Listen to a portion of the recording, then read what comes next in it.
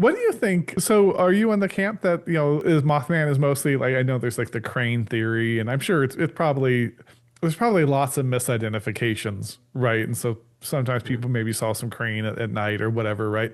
Do you think it's mostly misidentifications? Do you think it is something, stranger than that, or? Sure. So, I did a count a while ago to compare the number of reports we had received just from the Midwest and see how many I thought were probably misidentifications and how many couldn't be or were unlikely to be, assuming that the witness was authentically relating their experience. I think I ended up with maybe roughly 40% possibly, being those misidentifications. When I first started investigating these sightings for a while, probably at least going on a year, I struggled because there seemed to be two different like sighting profiles, right? On the one hand, we would get the sightings that were usually during the day of something flying really far away, and there was none of the paranormal aspects I think that people have come to expect with Mothman sightings. And and so they didn't seem particularly strange to me. People would try to describe what they were seeing in those sightings as say like a giant bat or like a giant bird like too big to be normal or even like a man in a wingsuit or something. But otherwise, like there was nothing to lead you to believe that there's anything all that unusual going on here. And then we had the second profile of sightings, which were usually at night, were usually relatively close. That is to say that like the witness was in relatively close proximity to this thing. They would usually see it on the ground, at least to start. And they would always describe these weird paranormal aspects. You would have like glowing red eyes. So not glowing in the way that like eye shine makes eyes appear to glow, but glowing with some sort of like inner luminosity. And you would have people describing this feeling of extreme fear or maybe of being hypnotized. They might have other paranormal experiences that they've had around the same time. Sometimes they'll have like weird haunting phenomena that will happen like afterwards for some period of time. And so like those are really, really weird. And that couldn't be a bird, or at least it's very, very unlikely to be a bird Right. if what they're saying is credible. And in speaking to these people, like it certainly seemed as though at a minimum they believed what they were telling me. And so Uh-huh. about a year into the investigation, it would have been May of 2018. I came across this report from a gentleman in the Pilsen neighborhood of Chicago. And he wanted to report his sighting of, well, what he described to me as either like a giant bat or like a person in a wingsuit. And so he was bicycling to work one day, like middle of the day, I think it was the afternoon or something. And he sees this couple on the street corner, and they're pointing at something, looking at something up in the sky, and so naturally curious, like he wants to see what they're checking out, and he sees this winged creature sort of flying around above Chicago, Uh-huh. and luckily, because he's on his bicycle, he's wearing a helmet and he Uh-huh. has a GoPro camera on his helmet. And so Mm-hmm. he very helpfully decides that he's going to follow this thing around, get as much footage of it as he can, so he can send it to a Mothman investigator or something, I guess. And he Sure. did. Like he sent me the SD card that it was on and everything. And with his help, I was able to isolate some stills and blow them up, and we got a pretty good idea, like a good look at this thing.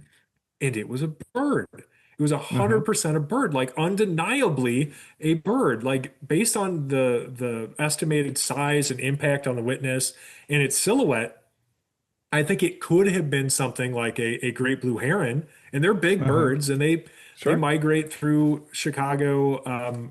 The reality is with climate change and sort of the destruction rather of their natural habitat.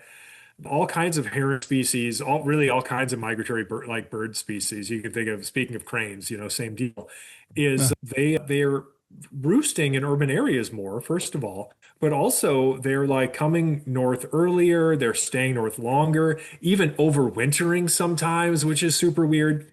And uh-huh, so sure.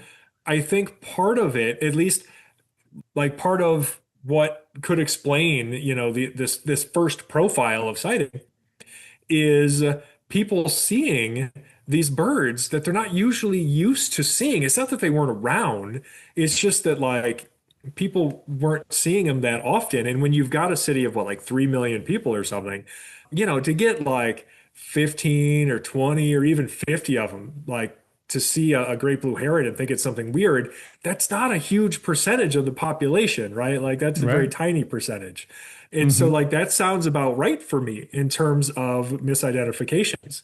Sure. So, like as soon as I got that, all of a sudden I was like, wow, like this makes so much sense. This entire first profile of sightings, which I kind of suspected was probably something like misidentifications of large bird species. Now I have evidence. Like this is proof. Like now when I get those sightings, I can go, oh, okay, well that was probably a bird, Uh-huh, presumably, sure.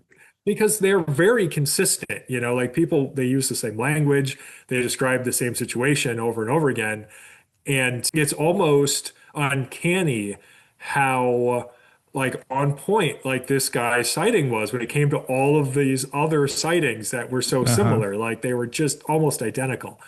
But that still leaves us with over half of them that are super weird and thus Right. like unlikely to be misidentifications. But like I wouldn't be doing my job if I ignored that, right? Like it can't all Right. be Mothman, you know? Right. Yeah, sure, sure. Well, it's like when I had Dr. Jeff Meldrum on, he was like, only one Bigfoot sighting has to be real. You know what I mean? Like, and Yeah. then there's a real phenomenon there. There's a real creature. So, it's when you actually think about it, you're like, yeah, you can throw out, and had Michael Mays, another Sasquatch researcher, and he said the same thing about misidentification with bears.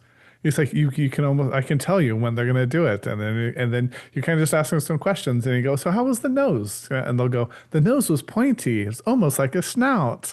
And he was like, yeah, so those are the people that saw a bear, and especially areas that don't have bears. Well, like I guess the part of Texas where he is, the black bears were starting to come back down in, and so you start getting more Sasquatch reports. Then he goes, and when you see it at Yep. night and you're not used to seeing it, and they stand up to get a berry or whatever they're doing, because bears stand up for various reasons. Then yeah, Just to it sniff looks the really air. weird. Yeah. Yeah, yeah, exactly. So I can see that completely. So, and I always like it when, because I don't like there's the phenomenon with like ghost shows.